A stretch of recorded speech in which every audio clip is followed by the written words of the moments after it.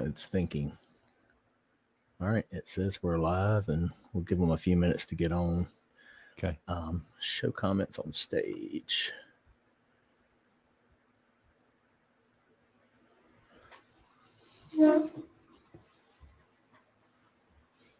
It's more fun having somebody else run it. Yeah, no, that's the painful part for me. Most time the mic doesn't work, or the headphones don't work, or the camera's acting up, or Lord. Or your guest isn't working for some reason, and then you have to get into the whole world of troubleshooting. For sure, yeah. And if they're challenged. Yeah, and the last guest I had on, we had to go all the way through a reboot of the computer. I felt like an IT tech. That's funny. Yeah. Trying to see. Okay, so we do have 4 people on. There we go. Here's Randy. Hey, Randy, how you doing, brother? Guess we'll give everybody a few minutes, Drew, before I let you start getting into it, and okay, then I'll wind you up and step back. Oh, feel free, and if the audience wants to ask questions, if we want to throw a lore challenge at me, and yeah. I'm sure there's some people that would love to do that. Yeah. So I guess you'll have to tell me what they're saying on chat, because I don't know that I see the. Oh, this. Do you not see it? I've got it on the screen for us. It is on comments. Okay, yeah, there we go. You see that? Okay, cool. Yep. Good. Randy said, doing a great Detling day. It has not been great, my man. It has been the most painful thing ever in whiskey to me. My goodness. You threw the Jack Daniels shirt on. Was that on purpose? It was not. Okay. It was the one that had the least amount of dog hair on it when I grabbed it out of the closet. So, and it's black. That's amazing. Yeah. Well, it had some. I mean, it got. Wear a black shirt around pets, and it's over.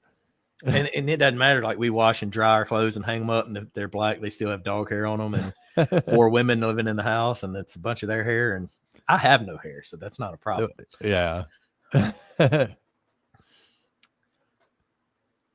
It looks like we've got 11 people on, so I guess we'll go ahead and start, and maybe we won't get too deep until we get a good bit of people on. But I want to thank you for coming on tonight. I guess you and I've had the opportunity to talk a couple times, once live and a few times through text. And Tiffany was singing your praises, and then I got to talking to Seth, and he was like, the guy just blew my mind.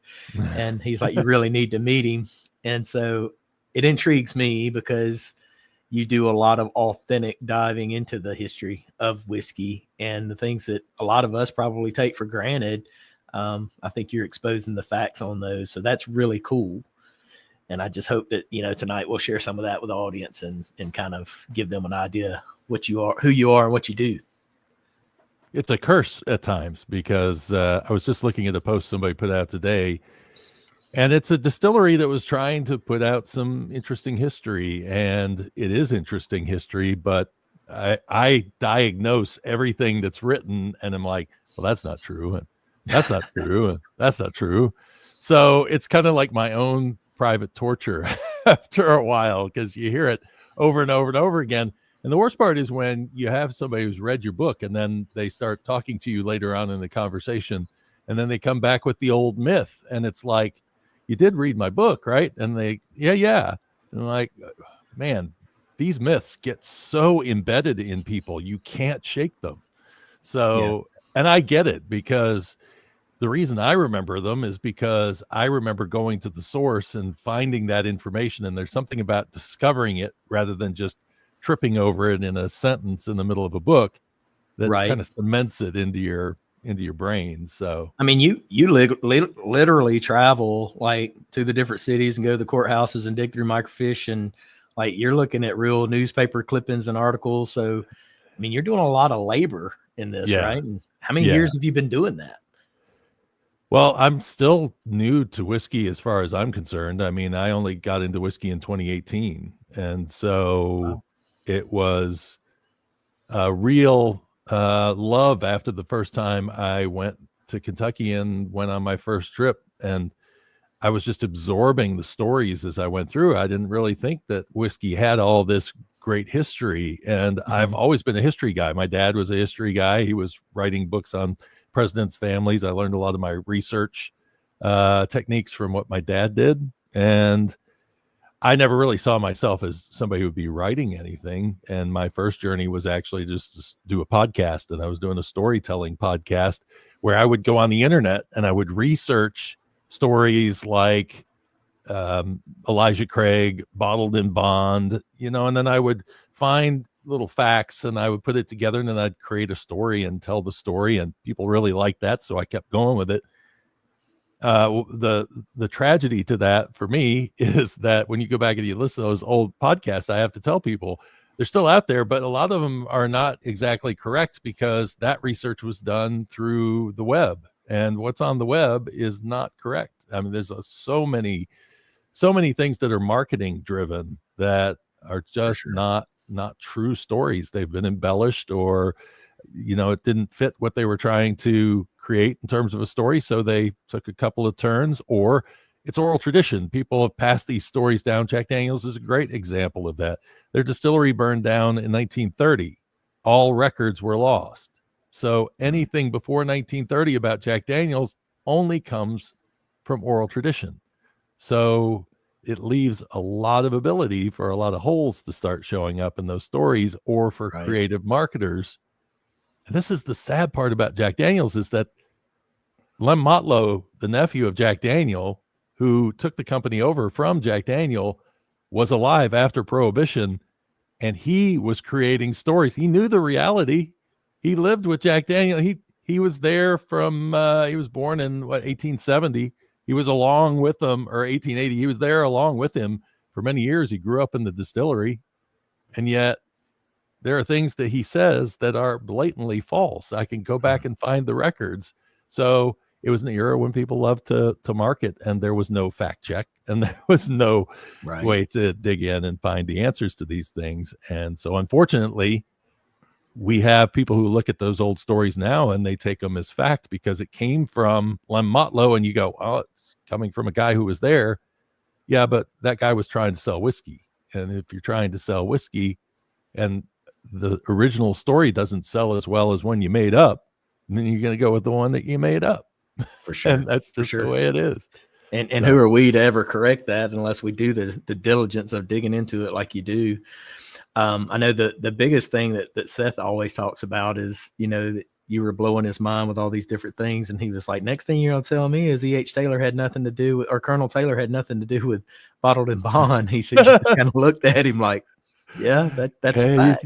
He didn't have anything to do with Bottled in Bond. Yeah, that was funny. And it's, I had a friend of mine, he says, you love breaking down sacred cows. That's just your thing to do. And I said, some of these stories, I'd love to find them to be true. But, the way I bumped into Bottled in Bond and the myth behind that was a complete and utter accident. I was doing research for my experience or Lost History of Tennessee Whiskey book. So I'm just trying to find out the history of Tennessee whiskey. Really should have nothing to do with Bottled in Bond, you would think.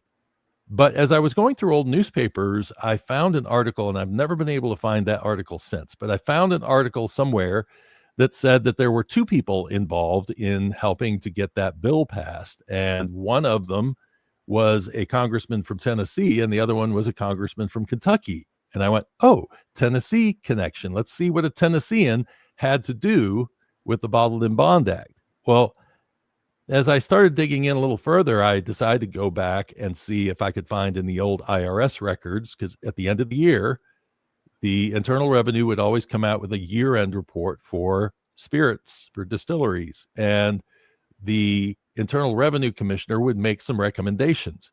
Well, in the 1895 end of the year, the Commissioner of the Internal Revenue said, Hiram Walker in Canada is kicking our tail in the export market. And the reason that they're kicking our tail is because in Canada, a distillery can bottle a whiskey on site and send it out and pay tax one time. In the United States, the way the law was set up under the Lincoln excise was that you would pay the excise basically at the distillery. So the law evolved over time, but basically what happened was it got to a point where distillers had to pay a tax for the whiskey to leave their distillery. Now, if you wanted to put it in the export market, you had to pay another tax. So we were being double taxed to get whiskey out into other countries. And so seeing this problem, he said, the Internal Revenue Commissioner said, we need to do something about this. And so somebody needs to write a bill to create a bonding act so that we can get whiskey out with one tax instead of two. What ends up happening as I start digging in, I start going through newspapers like crazy because I'm trying to find out, okay, now how does it go from this to somebody actually picking this up?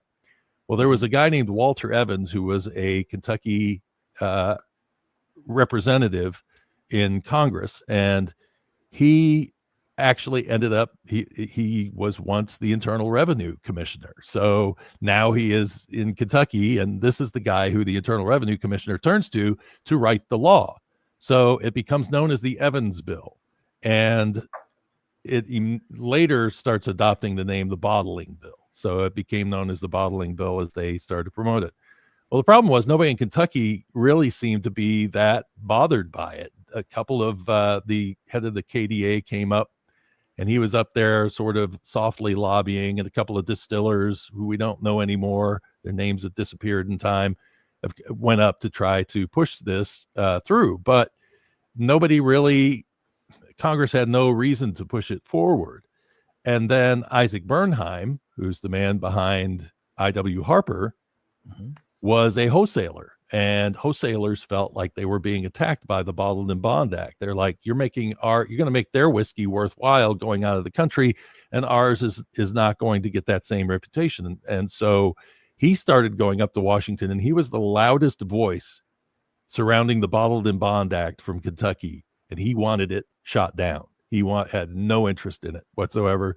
He didn't want his business ruined by it. So I'm continuing to dig because I'm like, okay, where did this narrative come through? And where is E.H. Taylor? I don't see E.H. Taylor anywhere in this. Well, so I started doing searches on E.H. Taylor. Well, E.H. Taylor was apparently in court all the time suing people who were using the name Taylor on their products. He was like, I'm sorry, that's my name and you're not taking my name. So he was constantly in court. So he had nothing to do with writing the bill, which is exactly what I heard the last time I went up to Kentucky and was on a tour up there. I heard a tour guide say he wrote the bill. No, he did not write the bill. He didn't care about the bill. He was not interested in the bill. And meanwhile, what was happening was it just kept dragging through Congress. If you don't have somebody put that bill up for a vote, and there's no push to put that up for a vote, it's just going to languish. And so that's what was happening. So some Kentuckians got together and said, you know what, we should talk about this being protective, because Bernheim is up there talking about how it's ruining his reputation. We could leverage that and basically come in and say, you know what, this is also to make a more pure whiskey and to make sure that we're protecting, the quality of whiskey. And so that's where that narrative came in. Okay. So it was the thing that finally pushed it over the top. It was a little bit of engineering of thought to try to get it through. And so it did. It ended up passing. E.H. Taylor still nowhere to be found. 3 months later, there was a report in the newspaper, a quote where basically it was the Internal Revenue or someone said, we're really disappointed in this Bottled in Bond Act because we thought people were going to pick it up and fly with it, but nobody is. And here comes E.H. Taylor, who's a man who absolutely hated the column still. He was a pot still guy. He said, whiskey was perfected in 1812. You've never made it better since that time. And this column still is cheap John whiskey. We don't go with that stuff. We're going to make it the pot still. And so that was how he sold his whiskey. The quality of the whiskey was that he was making it in the pot still. But suddenly it dawned on him, Bottled in Bond Act. This is a different story I can tell. So what he did was he packed up all the whiskey that was legal to be bottled in bond, over 4 years old, and had been in a government sanctioned warehouse. He bottles it up and makes a big sale of it to Chicago. And all of a sudden, you will not find a bigger proponent of the Bottled in Bond Act than E.H. Taylor. He saw it as a marketing play, and he jumped on it, and he forgot all about the pot still. So what makes this even funnier is that while I was watching a documentary recently, I heard a line in the documentary where the guy was talking about E.H. Taylor, and he was saying, yeah, E.H. Taylor, he started that. He's the one that popularized the column still. The column still was his. And I'm sitting there going, he hated the column still. That's funny. And the only reason you think that he made whiskey in a column still is because if you go to Buffalo Trace, or you go to Castle and Key, or you go to the ruins of Old Crow, which were 3 distilleries he had influence over, they all seem custom engineered for a column still. But we've looked back at the old records, especially at that Old Crow distillery, and they had what were called Sanborn maps. Sanborn went all across the country, and they did diagrams for insurance purposes of buildings in different towns. And so they had done one of the Old Crow distillery. And right there in the 1890s are pot stills. They were using pot stills in that distillery, as they would have been using in anything that E.H. Taylor was touching. So it's interesting, because as you start digging in, you just you keep asking questions, and you keep finding answers you don't expect. That's wild. That's wild. I mean, so it started out nothing to do with the quality of the whiskey that we all think it was, and he had nothing to do with it. And then you have all that spin on the pot still and column still, and I'm thinking, the whiskey that is made today in his name is not pot still whiskey. So right. Yeah, he wouldn't drink it. He would. There was an article.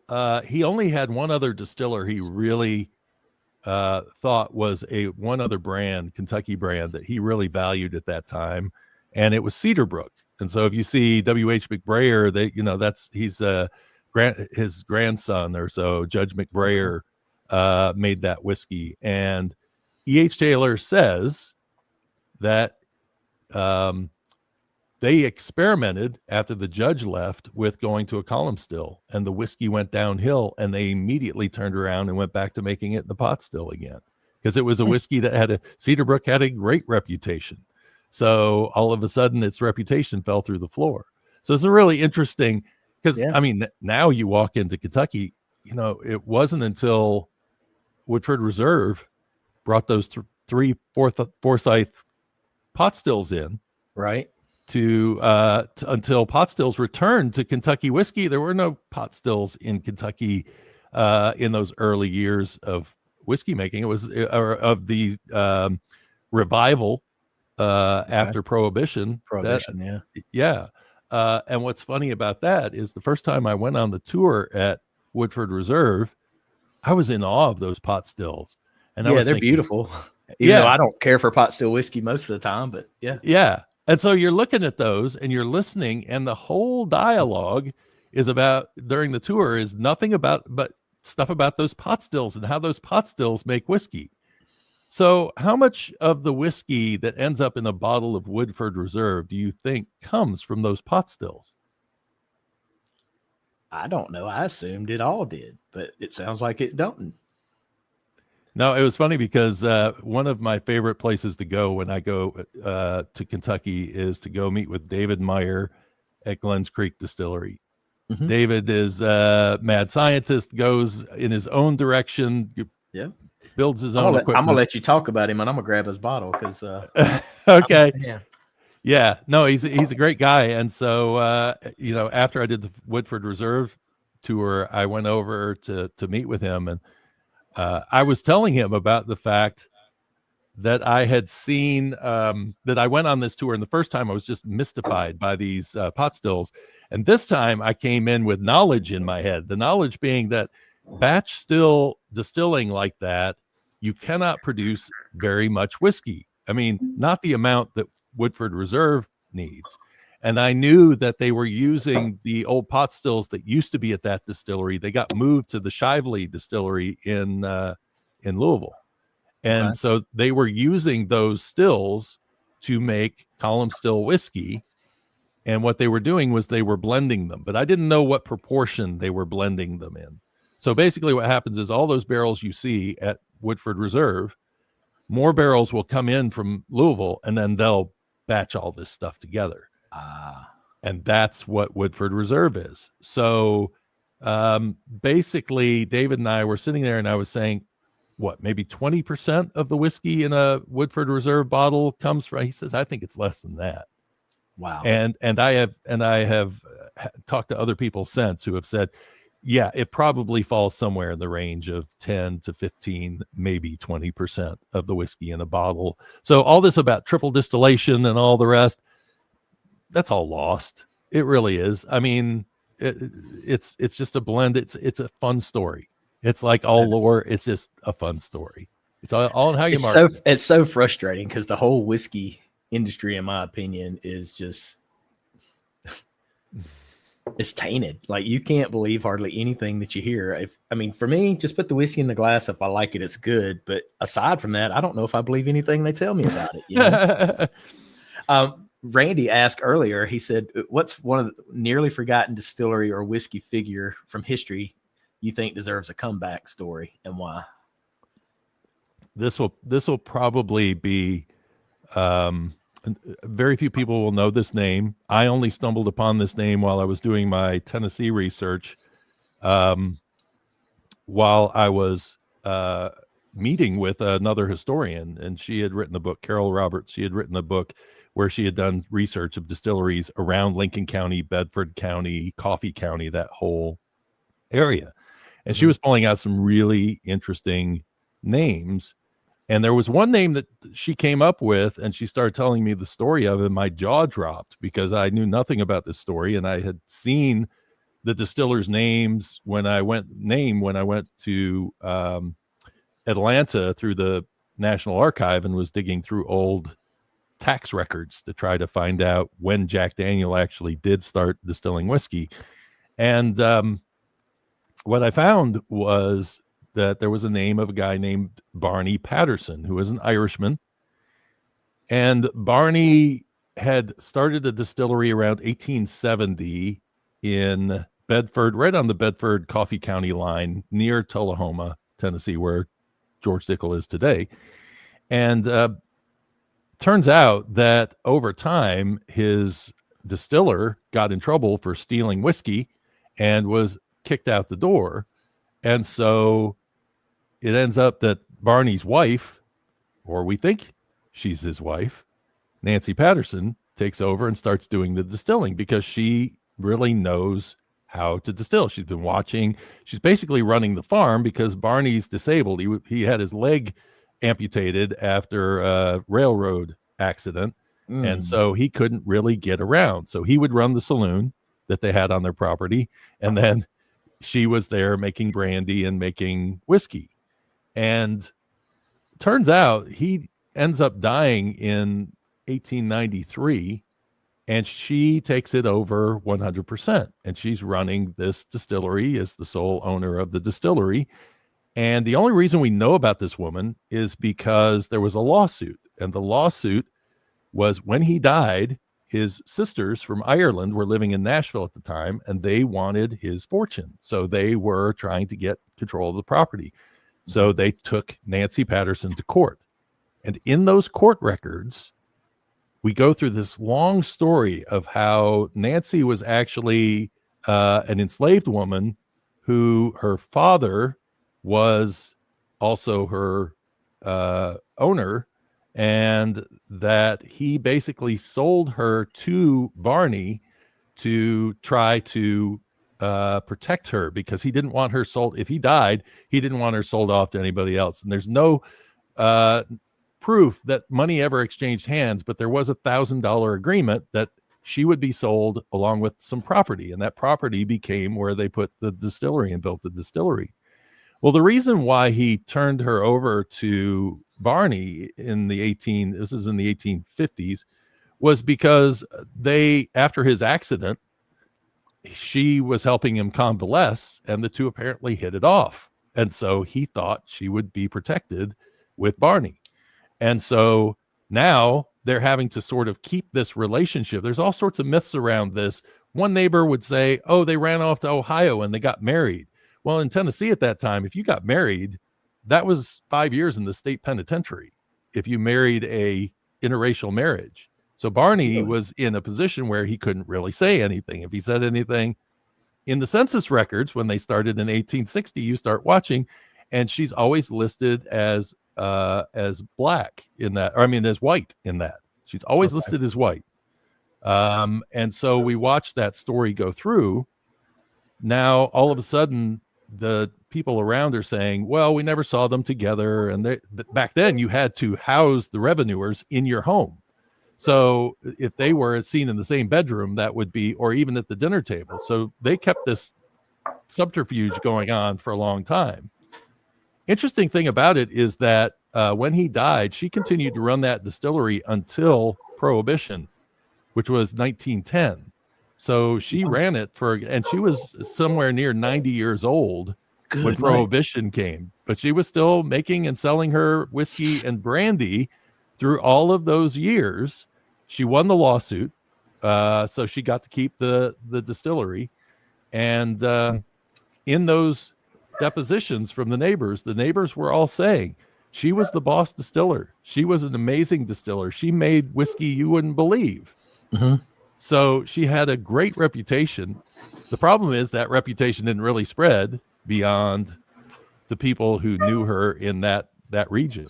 Right. So, and I tell that story because it illustrates the fact that we can talk about the great distillers in this world, but we will never know who all the great distillers are, because so many of them were making whiskey under circumstances where they weren't either industrialized, they didn't keep records, people forgot about them.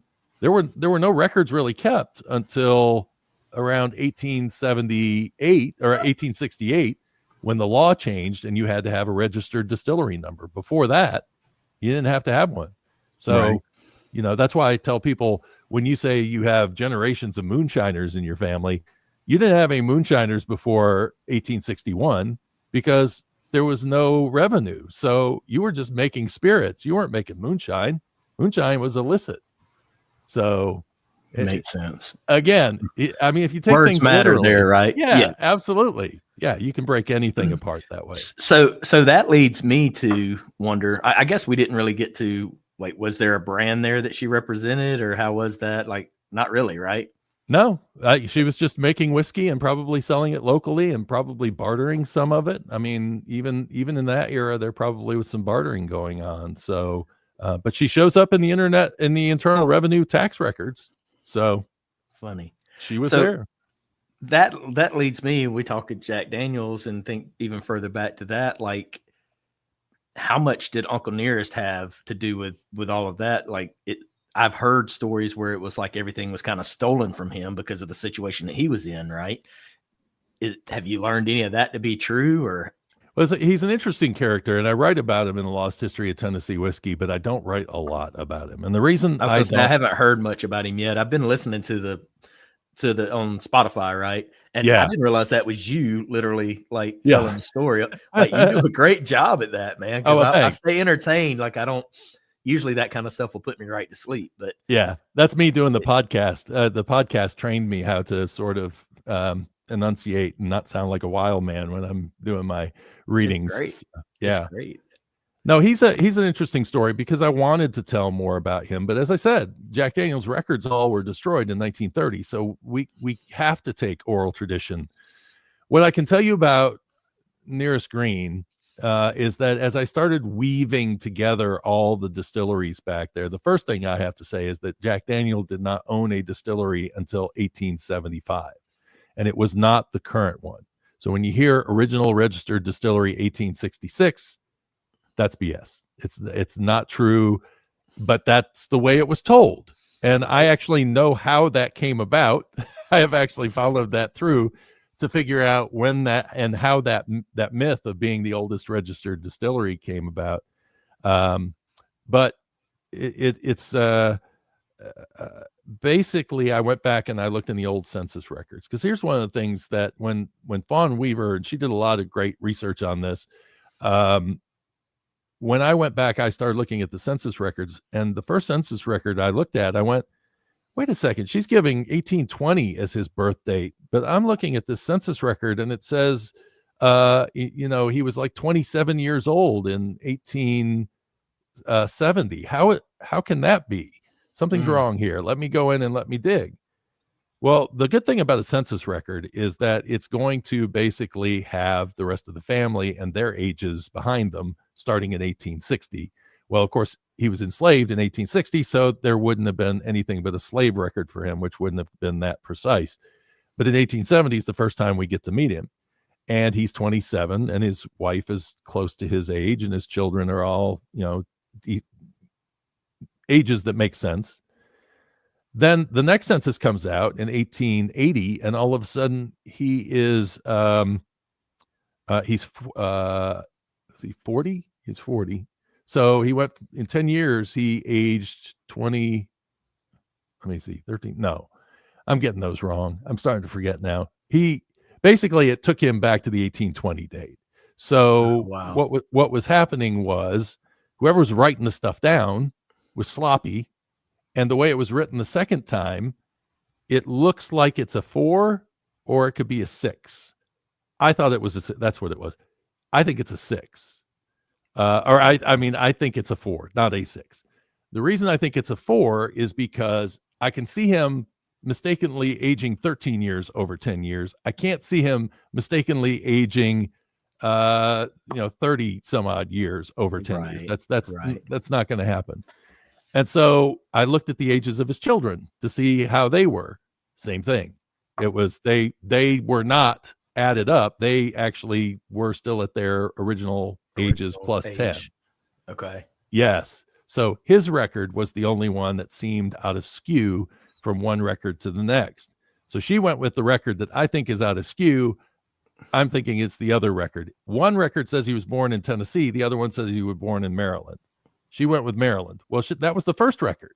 So it's like, well, we'll pick the one thing out of this we like, and we'll pick the one thing we like out of this. The other thing was that he's listed as a farmer. He's never listed as a distiller. But this is the thing that people have to understand about just diving in and starting to research history without some knowledge of history around it, is that back then, almost no distillers. Jack Daniel was listed as a farmer. So farmer was the main occupation. Distilling was something you did as a farmer. So you're not necessarily going to be listed that way. It took time for people to get into their heads that this is a business in and of itself, separate from, and the revenue had a lot to do with changing that perception. So he's a hard guy to really pin down. And all the stories we know about him are coming from oral tradition. And that book, Jack Daniel's Legacy, was all oral tradition. And I can basically dispel many things in that book. One is that they say that Jack and his nearest son George were like buddies, and they were the same age. Mm-hmm. They were nowhere close to the same age. Jack and nearest were closer to the same age. Oh, wow. George wasn't even born when that book states that Jack and George were playing around at Dan Call's farm. So what I ended up having to do was basically create a timeline, take all the facts I had, stick them into the timeline, look at Dan Call's actual birth date, look at Jack Daniel's actual birth date. The distillery will tell you they don't know what day he was born. We don't know the day he was born, but we do know, I can tell from the records, basically the year he was born. And they will say, well, it's still confusing. And I'm like, no, it actually isn't confusing. It's down here. His mother died a year later. And the records, her death records are there. And so we know when she died, and we know that he was born previous to that, obviously. But all of the censuses from that point on match up with the same year for his birth. Sometimes they're off by a year, sometimes they're on by a year, but they're not off by 2 or 3 years, which is what the discussion point has been, is that maybe he was born 2 or 3 years earlier or something like that. So I'm certain from my own research what his birth date was. We think the month is September because the 1890 census was the only one. Was it 1890 or it was 1910? I don't know, or 1900. I think it was 1890. Was the only one that actually put a month down for when the person was born. But again, this is also, if Jack's not home and the census guy comes by and he's asking questions, it's all by what the person remembers. And that's how you get nearest being 3 years off from one census to the next. To the other. Yeah. So what's some of the I guess more recent history that you've learned that you've kind of debunked that might resonate more with some of us that one of my favorites is Weller. Weller advertises itself as the original wheated whiskey. Okay. Right. A lot of that comes from the fact that Pappy Van Winkle had a lot to do with that whiskey, and Pappy was a fan of the wheated recipe. Thus, Pappy Van Winkle is a wheated bourbon, and Old Fitzgerald is a wheated bourbon. Those were all coming out of Stitzel Weller. Mm-hmm. What I found really interesting was, as I started digging into that, I wanted to find what was it that turned him on to wheated whiskey. And as I started digging back through old newspapers, first of all, he never made whiskey.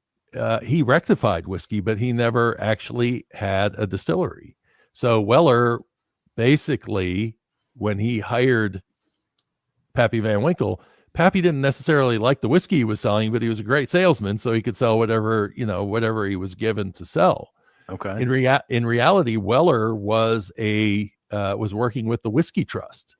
The Whiskey Trust he was very supportive of the Whiskey Trust, and the Whiskey Trust is who we hear all the stories about being the ones making all of this grain spirit and then flavoring it to make it taste like bourbon. So Weller was big into that. And so what's interesting, and I don't know about the flavorings end of it, but they definitely, back then, the way that you flavored a whiskey is the same way that you make a blended scotch today. Basically, a blended scotch is we take a base of grain neutral spirits and we flavor it with single malt. So that's basically a way to get the flavors of the single malt, but to make it milder, because you're now drinking a more neutral spirit that's knocking some of the aggressiveness off of the flavor of the single malt. And so it made a very popular product. Well, Americans were doing the same thing. The idea being that you are going to take a grain neutral spirit off of a big column still, and then you are going to distill it almost to vodka, and then you're just going to flavor it. And you're going to flavor it with what? Bourbon. Take a straight bourbon, add a little straight bourbon to it. Now you got bourbon flavoring. So a lot of times we think of flavoring as being, oh, well, they were like taking, cherry juice and they were putting in, all this other stuff. There were people who were adding color and doing all that sort. Yes, absolutely. You had to do that because a little flavoring of bourbon in there is not going to get enough color in there to pass it off as being a full whiskey. But right. But it wasn't as there were honest rectifiers who were making what is basically the equivalent of blended scotch but it was just blended bourbon, I guess you would refer to it as back then, but there was no category for it. So as time evolved, then Weller, the brand, after the father died, the sons took it over. And when the sons took it over, they were buying rye whiskey. I found an ad in 1908 that was basically saying the highest level rye on the market, 40% rye in their mash bill for Weller, the original wheated bourbon. So wow. It had nothing. And W.L. Weller was dead by then. So he died in 1891, I think it was. So all of that was, 1898. He died 1898.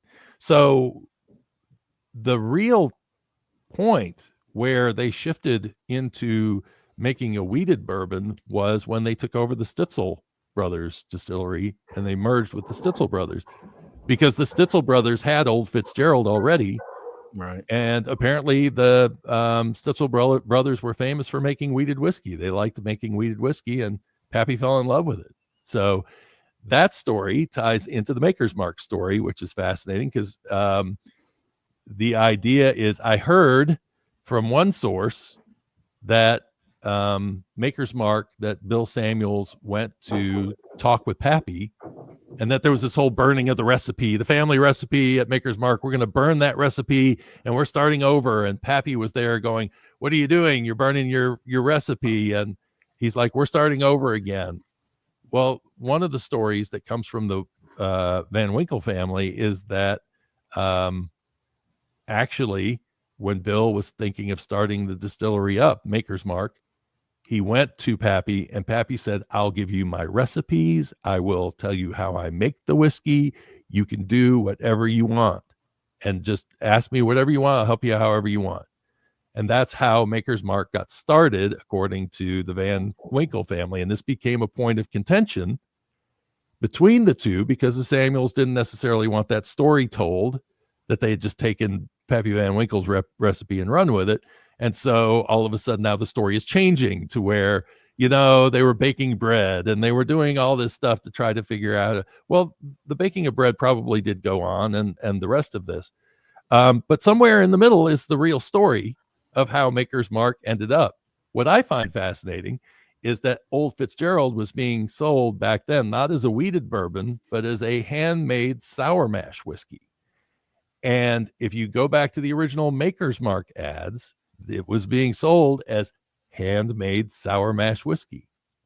So they were actually mimicking the marketing that was coming out of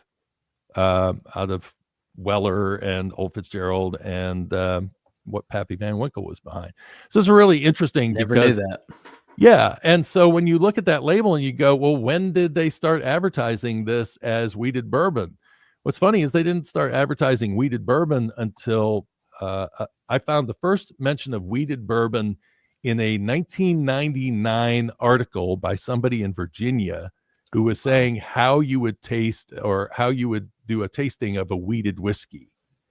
And the next time it shows up isn't until around 2012, when Weller started using the original wheated bourbon on their labels. So it was marketing.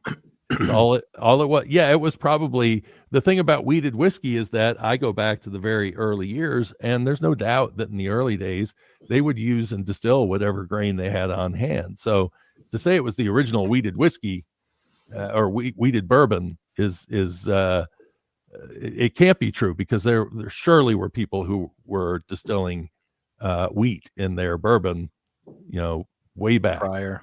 Yeah. So didn't know that. Good stuff. Yeah, there you go. So it's still an old story, but it does tie to, popular products of today. For sure. Yeah, sure. I can remember the first time I went to Maker's Mark and we were sampling through, and I didn't have a clue. And I was like, how much rye is in this? And it was the Maker's 46 French oak, right? So I guess just the spice from the French oak. And I'm thinking, man, that's got some rye in it. And they just all died laughing because they're all fans of Maker's, and they're like, "There's no rye here." We're going there actually next Tuesday to do a barrel pick for the spot. So that ought to be interesting. Nice. Yeah, I love that distillery, and I love the stories behind that distillery. And Margie Samuels is an amazing story as well, in terms of what she did. Because if you think about it, the labels that they put on those bottles this is when I was looking at ads from the 1950s for Maker's Mark, it's almost exactly the same label they have now. It has not changed what label has stood that test of time? None, right? That says a lot. It does say a lot. Yeah, absolutely. I'll tell you, that's probably one of the best hamburgers I've ever had. I guess because, I don't know, they raise their cattle and stuff on site, right? And, the campus is absolutely beautiful. But the last time I went there, they had the kitchen had burned, so they were serving out of like these big white tents, that's where their kitchens were set up. But burgers were still just as good. So I'm more intrigued to go eat a burger Tuesday than I am to go drink whiskey. But yeah, their cocktails are amazing too. And I'm not a cocktail drinker, but the woman who makes their cocktails, she comes up with the wildest flavor combinations. So for sure, Heather got like a flight of different cocktails that they make, and there's some unique ones there too. A lot of floral type stuff, and yeah. No, she's a scientist when it comes to making cocktails.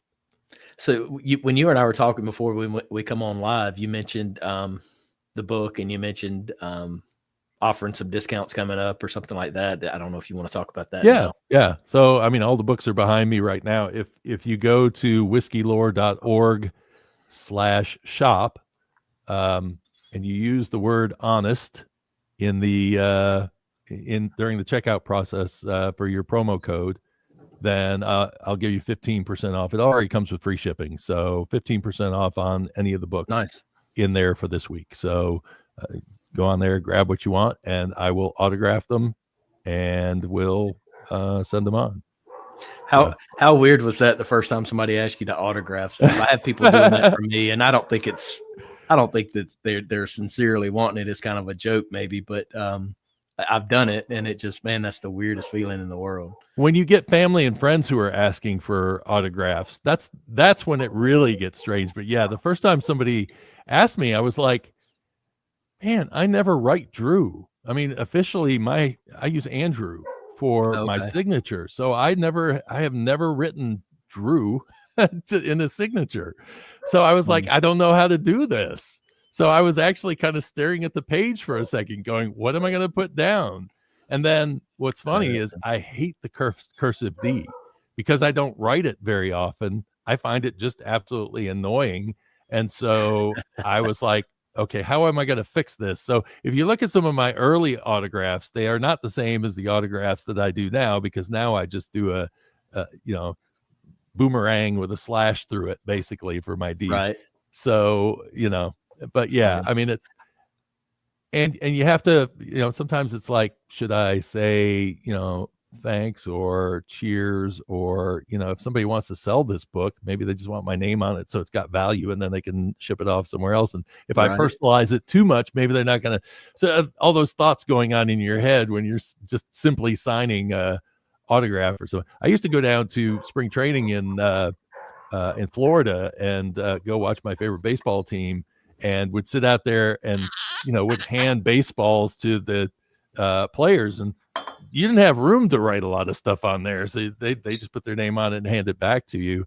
A book, I got space, I could write something. So well, if you're into artifacts, my buddy Adam Smith that's on, he's selling one of his empty Crittenden bottles that Matt and I both autographed for $5,000. I think one of the guys, I think Seth, offered him $2,500, and he said he'd take it, but I told him he was just devaluing my name at that rate. So. Yeah, I don't know if my autograph is worth any. I have some bottles. This is something that I think you really should do when you go around and travel to distilleries, big or small, is if the distiller is anywhere around, always get them to sign your bottle, because you don't know. I mean, that's right. I want Jimmy's signature so bad on a bottle. There again, no bottle safe at my house, and I'll end up drinking the darn thing. I might keep the glass, but the whiskey's gone. I'm not a collector of whiskey, but no, I get that. I would love to have a Jimmy and Eddie Russell signature on a Wild Turkey for sure. Well, I can tell you that any bottle that I own that has a signature on it, there is some whiskey out of it. I do not save my whiskey. Man. Do not. Nope. Whiskey's for drinking. It is. Yep. It's for drinking and sharing, man. That's what it's all about. Yep. Well, what else can we tell the people? We've got quite a bit on now. Where have we? So we talked a little bit about Kentucky whiskey. We've talked a little bit about the Tennessee stuff. I'm still listening to the history of Tennessee whiskey, and I'm intrigued by that for sure. What years are you up to now? You're past Jack Daniels, I'm guessing. Yes, I'm definitely past Jack Daniels. George Dickel. Listen to George Dickel. At what point are they talking about being penalized on the quantity of whiskey they're making, and saying that they should be able to make whiskey at their own rate? Oh, yes. So basically, you're talking about how the traditional way of making whiskey, the government basically outlawed. Yes. So this is a really interesting story because it goes to the very heart of the old crow myth, the idea that, if you ever hear the story of James C. Crow, Dr. James C. Crow, well, he wasn't a doctor, first of all. And that second part is he wasn't really necessarily a scientist, but he did work in the brandy industry for a short time before he came to Kentucky. So he probably had experience with charring barrels at that time. And then he also would have worked for a grain distillery in Scotland before he came over here. So he had a lot of experience in how to run in a professional environment and some interesting techniques when he came over here. And so the idea being that once he got here, he gets credited now for being the inventor of the sour mash process, which he was not. A lot of people now will go, yeah, okay, that's not true, but he brought things to it that weren't there before. The reality of the story is that it wasn't that. It was that he never changed from the old way of making whiskey, and he made some improvements and did it better than his counterparts who were making what was called old fire copper whiskey. So the way that he would make whiskey in those days was he would do natural fermentation. Natural fermentation, meaning sour mash back then meant not what it means today. Yes, you did have some backset that you put in as a starter. However, it wasn't necessarily a starter. It was just creating a good environment for wild yeast to come in. So he would use small tubs. So he would have 30 small tubs of mash, small tubs that were hand stirred. This is where handmade sour mash whiskey comes into play. So at Oscar Pepper's distillery, he had Oscar's enslaved workers over there stirring the mash and trying to stimulate to bring in wild yeast. So you are not allowed to add any yeast or any chemicals to stimulate the growth of yeast in your mash, which means that you have to have 5 days of fermentation rather than what the government asked for, which was 3. That's exactly the story I'm at listening to. That's it. Yes. Right there. Yeah. So what happened was we hear this story surrounding James Crow and the idea of sour mash. Well, Lincoln County whiskey was all about sour mash whiskey. That was what, they were big into natural fermentation. They needed those 5 days. They needed 2 days just to get those small tubs going. Then they dumped it into the bigger tub, and then it would work on its normal routine that we know today. And what happened was when we came out of the Civil War, and all of a sudden these laws started hitting the South, and they started really tightening them up. All of a sudden, here comes the government saying, there's too many people stealing whiskey. We need to close down the system so that there's no way that you can steal whiskey. So here's basically what we're going to do. We're going to say that you can only ferment for 3 days. Okay, because too many days there, you're giving too much room for nefarious stuff to be going on. Then once you put it in the still, it has to, if you're going to double distill it, you need to have a closed system. So they used what was called a Tice meter. This Tice meter cost thousands of dollars, which was very expensive for anybody who was just a small-time whiskey maker. And it was to tie your 2 pot stills together so that it was a closed system. It would go from one into the other before it was finished. First distillation, second distillation, no touching in between. Well, the way that Jack Daniel made whiskey and the way that Old Crow made whiskey was that it would go into they were different because Crow would make his in a pot still, a fired pot still. And so he was making old fire copper. Except he was very careful in how he made it, and he didn't scorch the grain in the still. And so it came out a really nice, high quality, oily whiskey. And so it got a really great reputation. In Tennessee, they were using log stills. So that was a very common thing for Tennessee distillers to use. That's using steam. So you don't have a chance of burning, but you're also using a log. And because you're using this log because you don't have a lot of money. And so you are trying to get the cheap way out. And so you're using these logs to this log still to do this. Well, if the government's going to come in and all of a sudden tell you that if you double distill and you take that whiskey out of one thing and hand put it into something else, we're going to tax you the first time you distill it, and we're going to tax you the second time you distill it because you've had a chance to touch it in between. And Tennessee distillers went, we're not doing that. I mean, that's not the way we make whiskey. First of all, you're telling us to buy this Tice meter we can't afford. And second of all, which was a scam, basically ended up being a scam. And then the second thing is you're telling us we have to buy a second still. We run it through the log still, then we run it through the log still again. You know, we don't have two pieces of equipment. So you're forcing us to this. So basically they were making whiskey unaffordable to make is what they were doing. There was no way they could do it. And they weren't going to be able to ferment the way that they'd always made it through their lives. And I discovered this in the weirdest way. I was going through the Internal Revenue records in Atlanta. The only books they have are from 1868 through 1873. Well, it just so happens that in 1868, I'm seeing these distillers' names and they're paying for the spirits they're making, but it shuts off almost immediately. And now all of a sudden they're all paying some kind of fee. They're paying a fee for their stills. They're paying a fee but it's small. It's like just a small amount. And where's the whiskey being made? And so I was like, where did all the whiskey go? Why are these guys, are they doing it off the books? What's the deal? So then I started reading newspapers. And once I got into the newspapers, I found the squabble with the feds coming in and telling them about them having to change their habits. And the whole state of Tennessee basically shut down. And so we're not making whiskey.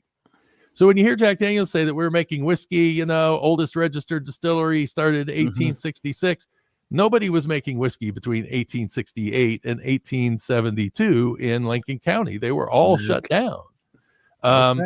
Some of them were keeping their licenses alive. That was it. That was the only reason they were paying the fees, was because they thought maybe someday this law will change and we'll be able to make whiskey again. What got the system started back up again was that the federal government finally realized they were losing more money from having these Tennessee distillers not distill than they were from the theft that was happening before all of this went on. So they changed the rules and they allowed Tennessee to have a little more. They basically said, you have to tell us whether you're making sweet mash or sour mash. And back then, sweet mash meant that you were adding yeast. That was the only difference, was that you were adding yeast to it. It wasn't the first batch going out. It wasn't starting every batch fresh. It was basically that you're using yeast or chemicals to start your fermentation. So, well, you mentioned a name earlier too, and I didn't mean to interrupt you, but I'm gonna grab another bottle and I'm gonna wind you up one more time because I want to know something about it, and we'll see where you go because you mentioned this and it intrigued me. So.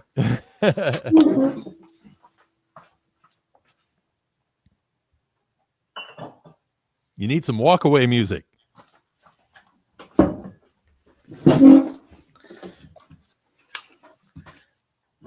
So I'd like to know as much as you know about James E. Pepper, because this is the old pepper, right? Yeah. And when I first got put on this bottle, there was a loss of translation was this Stitzel-Weller juice or not? Was this Seagram's juice? Or was this MGP juice? And as many people as I can talk to, Nancy Fraley and Kevin C. and a few other people that dig in, they're all like, it's pretty much the first MGP juice after Stitzel-Weller. I mean, after Seagram's had been bought out by them. But I'm more intrigued with where James E. Pepper was prior to that and where they are today, because I do have some of their newer bottles. I don't know that I care for them. I haven't opened the little James E. Pepper decanter that everybody loves so much, so I don't know if I like that or not. But, this bottle in the past I've really liked, but it's sourced. So but you're talking about, when you say earlier versions, you're talking about Amir Pay, the current ownership, and when they first got started making correct like where it came from, where this name is coming from, kind of thing. Yeah, well, the story that I had heard, and I haven't really necessarily dug into it, was that it did start out as MGP juice in the early versions of it, and then they had the plan to slowly move over into making, adding what they were doing now, maybe blending and getting it done that way. I don't know whether they did that or not. I've not actually Amir is somebody I would love to talk to someday because he's done a lot of research on James E. Pepper. And I tell people when you go to Kentucky that if you love history, that's actually a really good tour to go on because they tell a lot of James E. Pepper's history. But James E. Pepper's father was Oscar Pepper, who was there when Crow was distilling at what is now Woodford Reserve, but was back then the Oscar Pepper distillery. And then Elijah Pepper, his father, is the one that came there in 1812. And they get this 1776 date from the fact that they say that Elijah was distilling back in Pennsylvania in 1776. But okay, no, I mean, again, there are no revenue record. Everybody was distilling in Pennsylvania in 1776. So I don't know that that's a great boast, but it is. What's fascinating and fun about it is that that Amir found all those old advertisements that they were doing. And it's a lot of nostalgia to see how they used to advertise a whiskey back then and how they could get away with saying that this was something that came from 1776. So gotcha. And I do have some of their newer stuff. Like I bought I think it's a 4-year cask strength version of this at 1776, but they made the label look almost like this particular one, but this is the 11-year. And it does say, bottled by James E. Pepper in Kentucky, and it says distilled in Indiana. Somebody was talking about pet peeve of not disclosing where it was distilled. And we all automatically assume if it says Indiana, it's MGP, which I think majority of the time that's probably correct, but I don't think it's 100% correct. But even then, like looking at this being 11-year-old juice, and it's absolutely fantastic. Well, I just wondered because, when did MGP take over from Seagram's, and what barrels were left over from Seagram's at that age that could have fallen in here, or from the time this was bottled, could it have been the first barrels there from MGP? And I think that's where people are landing, that it is MGP juice, but it's intriguing because it's really good and you just really don't know because it's on that cusp, it seems like. Yeah. The hard part about all of that as well is that today it's almost as hard to research the things unless you have somebody who's flat out going to tell you, because either you have non-disclosure agreements or some people still, Buffalo Trace to this day will not give up their mash bills. Come on. Nobody can make the whiskey that Buffalo Trace is making unless they steal the distillery. And they get all the grain suppliers and they get those exact warehouses and they get the same management style. It's just, you may need the same people running the equipment as well. Exactly. Where are they making their cuts? How are they doing? How are they taking the heads off? All that sort of stuff.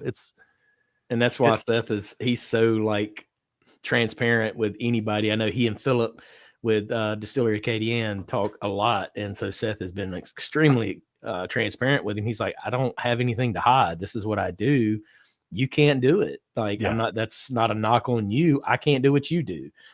So and then the whole the whole buff turkey thing like blows my mind, right? Like that just, I don't know. It's some good stuff that came out of whatever that is, but there's just so much of that in whiskey that it becomes frustrating to me to the point where, I tell people, put the whiskey in a Ziploc bag and send it to me. I don't care about the bottle. I don't care about the name. I don't care about the mash bill. If it's good, it's good. And if it isn't, it isn't. But I hate to be that way because you would love to have some pride and thought about, man, I really like this because it's XYZ, but you just really don't know. And then you speak so wholeheartedly and firm and confident about this is what this is. And we don't have a clue what we're talking about, in my opinion.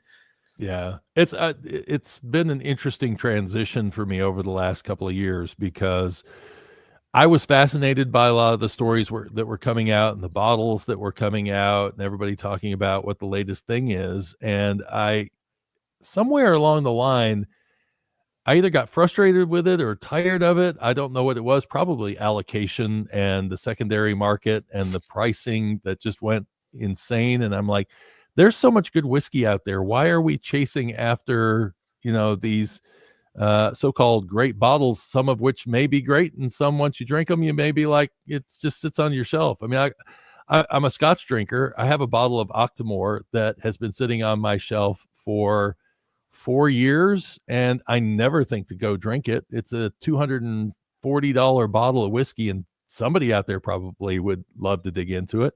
It Right. was an interesting experiment whiskey for me. It was like, oh, okay, yeah, I taste the heavy, it's the most peated whiskey in the world.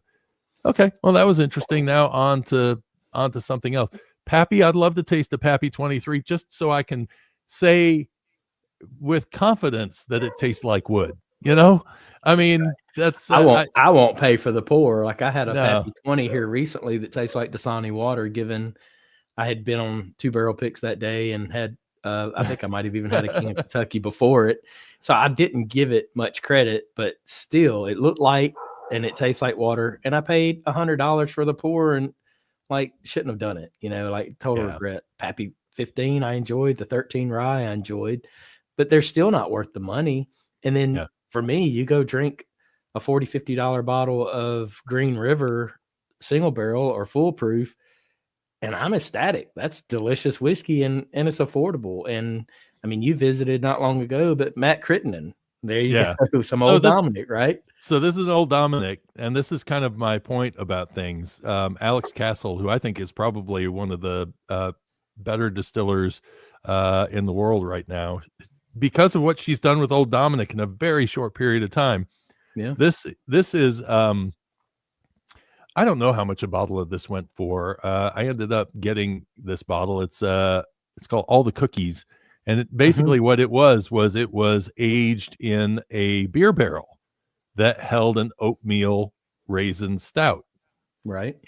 This is the most amazing. I could drink this forever. And I'm sad that this is only bottle 257 of 488 and that it's a small bottle. And I've not had it. When we went, they were totally out of it, and it was hot at that time, sometime last year. Yeah. Several of their experimentals I don't like, but I love their Tennessee whiskey cask strength. I love their bourbon cask strength, and just recently gotten on the wheat. We did a pick at Rome here recently. I tried the pick at Imbibe and one other pick, and they have just been consistently delicious. They're doing great things, and I guess that's all residual of what she did there. I hate that she left there. I don't know exactly what happened. I talked to Keith a little bit, but no, she's from Kentucky. She worked at Wild Turkey. She worked at Town Branch, and she saw a chance to go back home. And Augusta gave her the opportunity and made her a great offer. And she's like, the thing is, I think it's the best thing for her. Not only does she kind of get back home, but she kind of proved to the world that she's a good starter. If you want somebody to come in and start up your distillery, she's got the experience because she did it with Old Dominic, and she did a great job with Old Dominic. She did. They've got fantastic stuff. They've got a great brand and a great story behind it too. And who knows? I don't know if all that's true. Have you dug into them any in your Tennessee that I haven't got to yet? 1866. They say they started in 1866, but I can tell you the story behind that one. And this is what I love. I love the fact that when I reached out to the two brothers, they are related to Dominic. They're generations down from Dominic, who started the distillery. But in reality, he never started a distillery. It was as I started researching records, come to find out that they were always sourcing their whiskey. So even Old Dominic was always a bourbon. It was a Kentucky bourbon. It was made up north of Louisville. In between Louisville and Cincinnati, and they had the old receipts from the distillery. The brothers had the receipts from the old distillery where they had sourced a lot of that whiskey.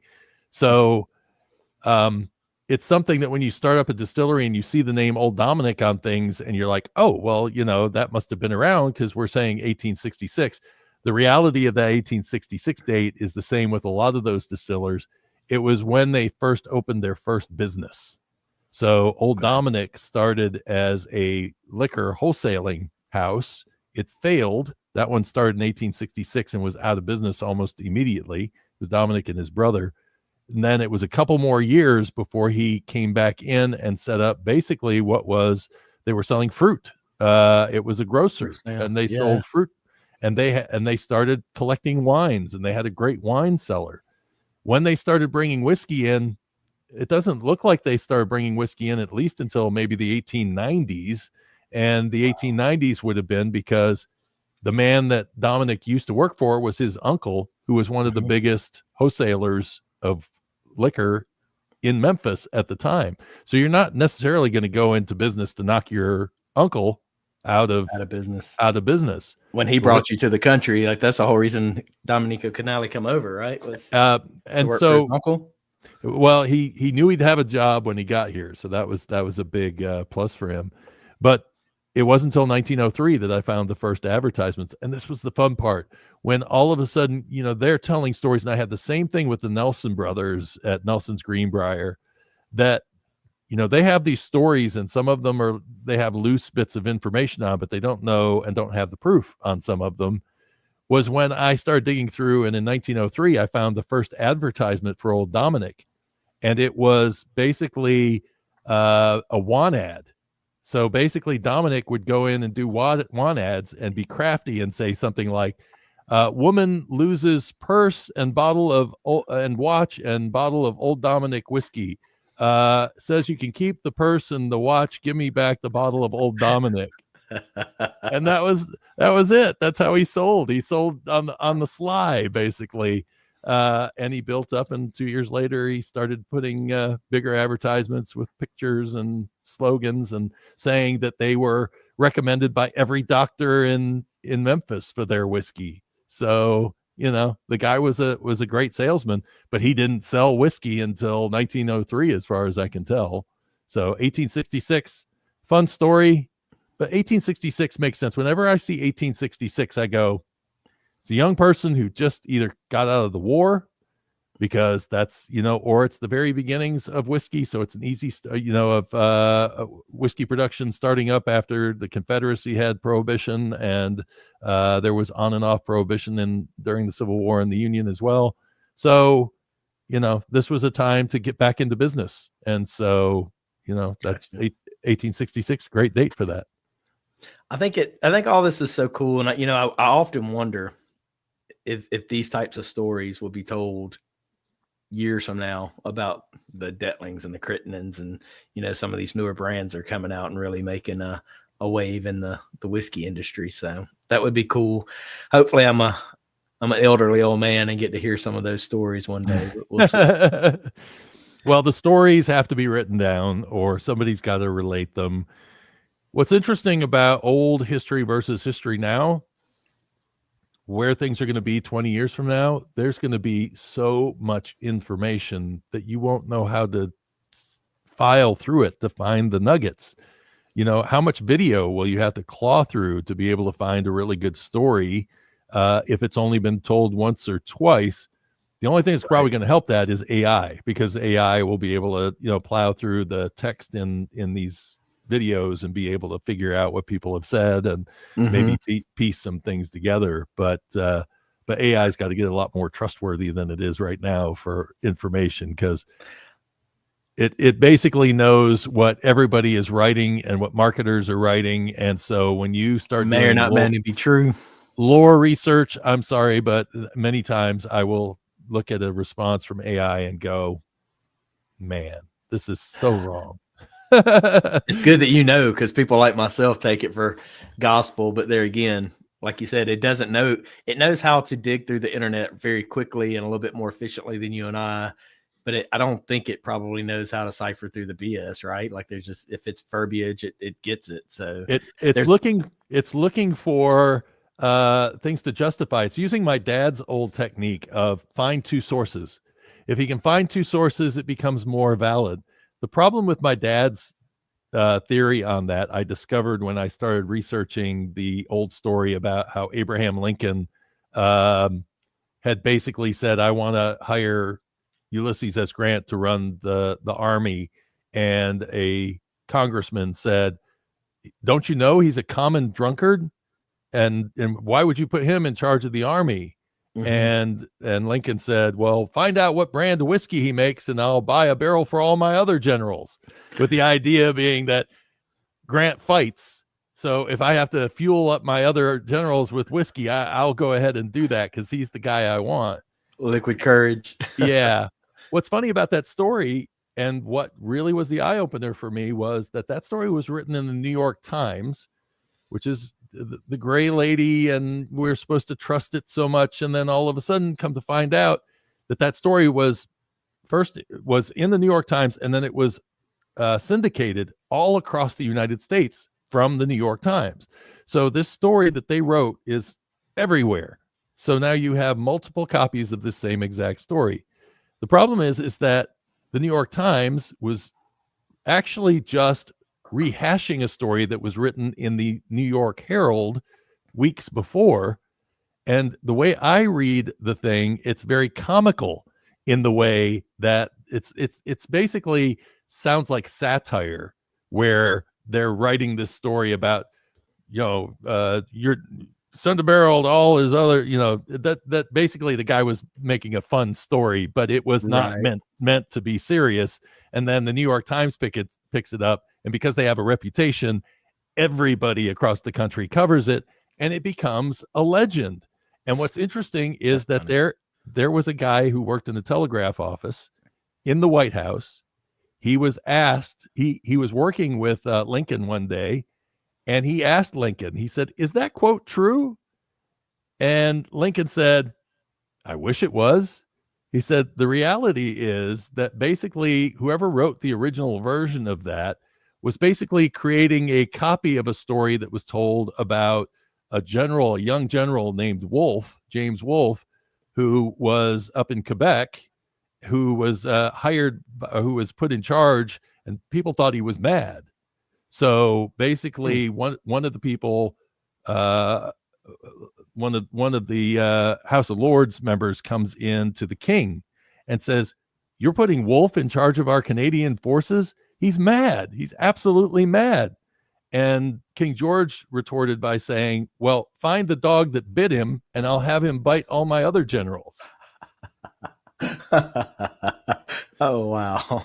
So that's all it was. And Lincoln was smart enough and so well read that he could pick that up as soon as the telegraph operator related the story to him. He's like, "Yeah, no, that's just a retelling and a rehashing of an old tale that probably wasn't true either." So Wow. yeah. Wow. So when you think about that and you start going, "Oh, well, I've read this in 2 or 3 news sources." I'm sorry. I mean, once somebody wrote a story about what's his name? George, I'm going to forget his last name now. Basically, the guy who was at Jamestown, who is said to have created the first corn whiskey, George Thorpe. The reason that they say that he made corn whiskey is because he had amongst his things that were found at the site, he was in a massacre. He died in a massacre. So 20 years later, they find, and they're shuffling through his things, and they find an old still. Well, he talks about when he was alive that he liked to make corn beer. Well, corn beer is not whiskey. Corn beer is corn beer. It's, they're just looking for a substitute grain to be able to make beer. So basically what history has said is, oh, he had a still and he had corn beer. Obviously, he was distilling. We don't know. Nobody knows, but it was written in a history book, and now everybody tells that story. So that's funny. Yeah, it's just one of those things. And if I'm going through and doing research and I'm reading all those books who are just re-trumpeting the same thing without going back to the original source, you're just going to further ingrained, and you accept it more and more for fact. And yeah, and that's where AI will come out and say, "Oh, that must be true because it's said so many times by so many people." I will, you may be familiar with it, but there's somebody on TikTok right now doing a pretty cool AI version of history, but I'd be curious to know how factual some of their info might be. You may or may not have seen it. It's all animated and cartoonish and very intriguing and talking about a lot of things that I've never heard of. So it very well could be true and very well could be fiction. I don't know. That's it. I mean, what I say basically is if you want to know the truth, you have to just keep asking questions, and you have to basically settle on the knowledge that you may never find the answer, that there may not be what was the first bourbon? Nobody's ever going to know it, because nobody just went, "Oh, bourbon. I think I'll call this, and here's a formula." That didn't happen. What was bourbon in the 19th century versus what's bourbon now can be very different from each other. So, agreed. Yeah. I'll ask one more question and I'll let you go. We're an hour and 20 in. So, Randy was asking, what's a small distillery that's really not known about that you think's worth checking out? And I'll answer a little bit there in saying that you sent me by Lolo Creek, and I was very impressed there. Very different. The mash bill was different. Steakhouse was wonderful. Great people there, and just a very cool atmosphere. But is there that, or is there another distillery that's just not known about that you think is worth checking out? Man, I mean, right now, my latest project is to write a book called Experiencing American Whiskey, which will have 1,000 American whiskey distilleries in it so that you can plan out places that you want to go to visit anywhere, any state you go to. And as part of that, what I'm doing is I'm reaching out and I'm talking to a lot of these distilleries, and my mind is blown by some of the creative stuff that is going on in all of these in many of these distilleries, people experimenting with things. I've been on both sides of the Atlantic, and I can name distilleries over there as well as over here.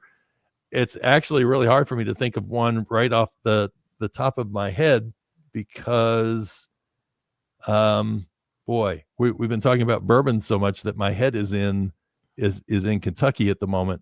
But yeah, boy, hard to say. I would say, I will give you one that I don't know. Well, they're making great whiskey, but I think it's a distillery that I think everybody should see at some point in their life, and that is Minden Mill in Nevada. It is. Okay. It was the first distillery. Is it the first? I think no, it wasn't the first distillery. It was like probably after I did my Kentucky trip, I got called out to do a podcast when I was doing my Travel Fuels Life podcast. They knew I liked whiskey, so they said, well, why don't you come out and go to this place called Bentley Heritage? Well, Bentley Heritage was this huge farm on the desert in the high desert of Nevada, right below Lake Tahoe in Carson Valley.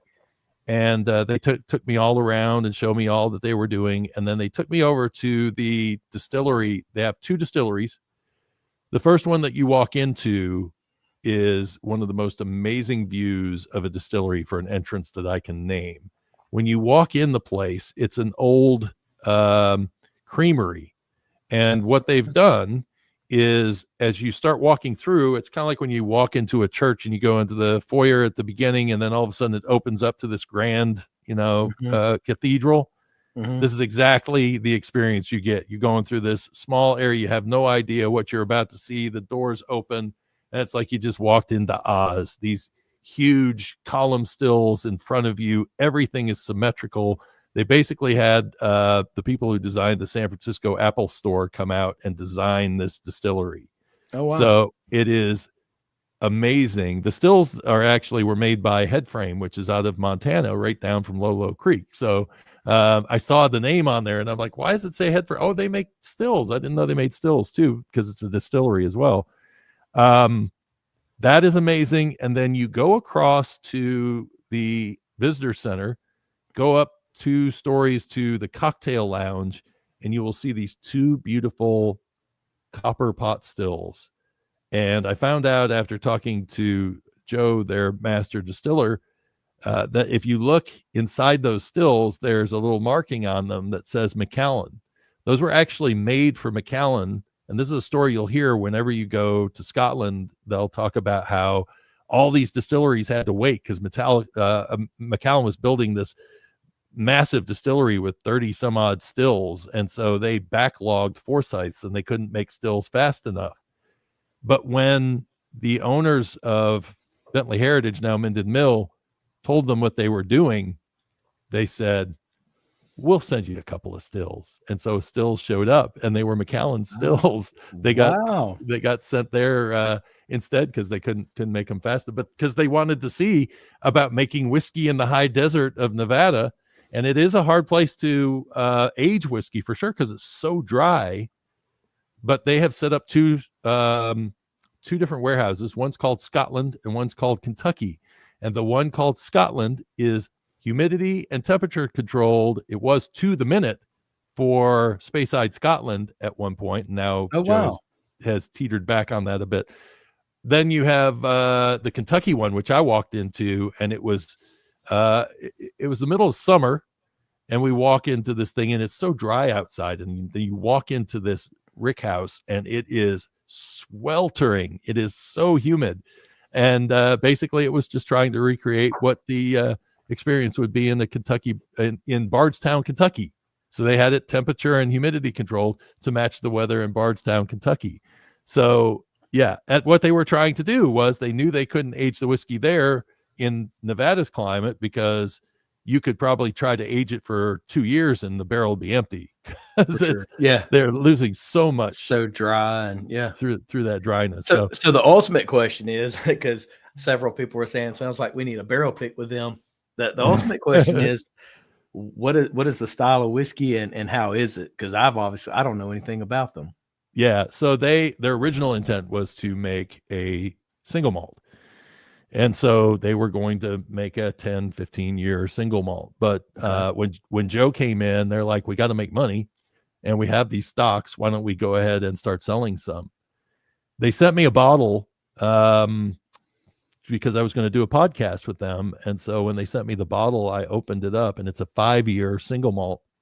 And I was like, where's a pen? Where's a pen? Because as soon as it went in my glass, all these different flavors were coming at me. I'm like, holy crap, there's all sorts of stuff going on in this whiskey. And then I tasted it and I'm like, you know what? I mean, 5 years was fine for this whiskey, that it did really well just at 5 years. So a 5-year Nevada whiskey. 5-year Nevada whiskey. And then they also, it was a single malt they sent you? It is.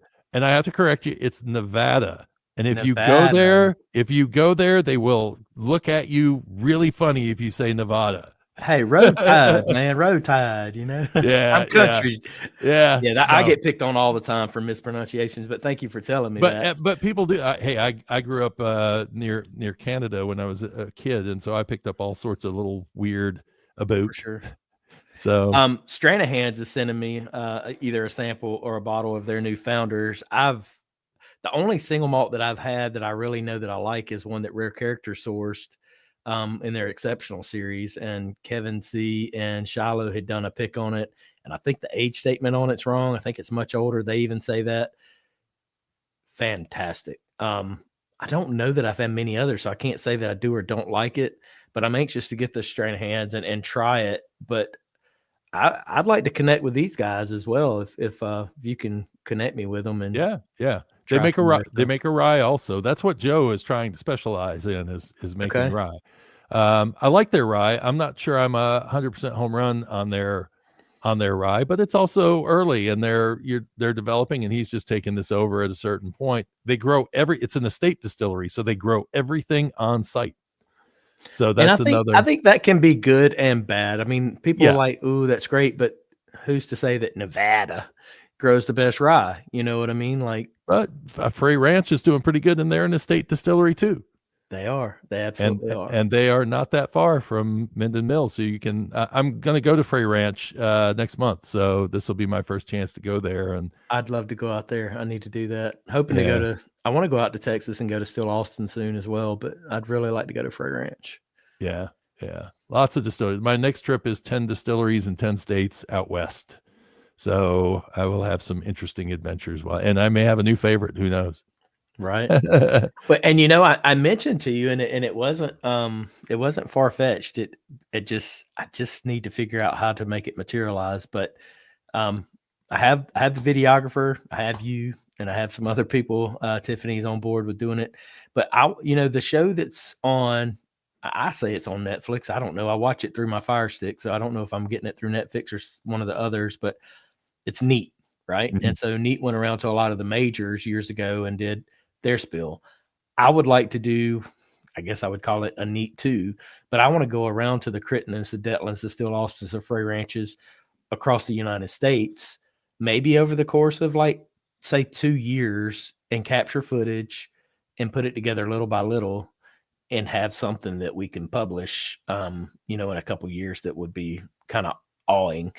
but I would love to do that with you because of your background, your connections, and your knowledge of some of these places. Like I'm sure you would turn me on to some places like this that I wouldn't have even known about. So hopefully I can shift gears and get focused on doing that. It's going to be hard to bring us all together, right? Because I'm going to need you. I'm going to need Brendan, the videographer. Like I'm going to need the distillery. I'm going to need to be home and not offshore. Like all that kind of marry up every time we go to one of them, or 2 or 3 or whatever we do. But I will say that within a year to a year and a half, I will hopefully have talked to every whiskey distiller in the United States, or at least somebody at every distillery, because that is my goal with this next book, is to basically start an annual book that will feature all the distilleries that you can travel to in the United States. So all the whiskey ones. So cool. So cool. Yeah. So. I'm jealous that you get to do that. Yeah. That's fun. It's I still have to keep my day job, but hopefully someday it becomes something I can Fred Minnick out or something, and me too. That's what I would, speaking fees somewhere. If I could do this full time, which I already do it full time, my poor job, like I get in trouble at work for not focusing. But if I could do this full time, I don't think I'd ever work another day in my life, and I love it that much. But who knows if it ever goes there? So maybe it goes there for both of us eventually. But look, I appreciate your time. It's been an hour and a half, man. So thank you so much. You guys get over to Drew's site, pick up the books, get those discounts, and go over to Spotify or wherever you get your podcast. And he has a regular podcast, and he has these books, I say on tape, or, audio versions of them. That's what I'm listening to the history of Tennessee whiskey on. So really enjoying that. So yeah, and if you want to get a taste of that and the way that I do my storytelling, just go back to the Whiskey Lore podcast and go to the very first episodes, because I do 6 seasons of storytelling in there. And just understand that some of those stories that are in there have not been fact checked beyond the internet. So I leave them out there for more just for getting people into my style than in them being necessarily overly true. Because I did go back in and change the bottled and bond one, because I was telling the E.H. Taylor story, and I had to fix that. It was gnawing at me. Yeah, I think you do a great job at storytelling. Like I had to listen to it there for a few minutes before I was like, whoa, that's Drew. Like if you and I had not done this before, like I wouldn't have known that was you. Like you paid somebody to do that, because it's very well spoken, and your enunciation and your energy changes throughout the story, so it doesn't just lull you to sleep. Like you stay kind of intrigued. Like to me, it's like watching a movie almost. And I drive so much that it just fits in perfect. So that's great. All right. Well, good guys. Thank y'all for tuning in. Drew, thank you again. Thanks to all your thanks to all your fans out there. Thanks. All right. We'll see y'all.